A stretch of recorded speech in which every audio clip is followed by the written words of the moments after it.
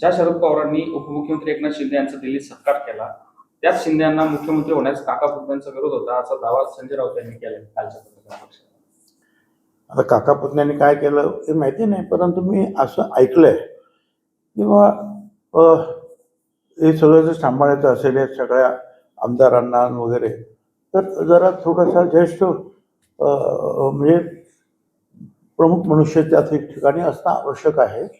आणि हे खरंच आहे ना, त्या मंत्रिमंडळामध्ये अनेक जे आहेत आमच्या बाजूचे सिनियर लोक होते काय, आणि त्या मनाने एकनाथराव शिंदे खरोखर त्यावेळेला ज्युनियर होते. आता माझ्यासारखा मनुष्य मी 91 पासून मंत्री आहे.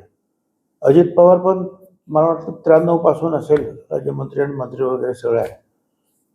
मग अशा वेळी त्याने म्हटलं असेल की हे सगळं जर सांभाळायचं असेल तर सिनियर मनुष्य कोणतरी पाहिजे, तुम्ही असेल तर दबदबा राहील, हे म्हणाले असण्याची शक्यता नाकारता येत नाही.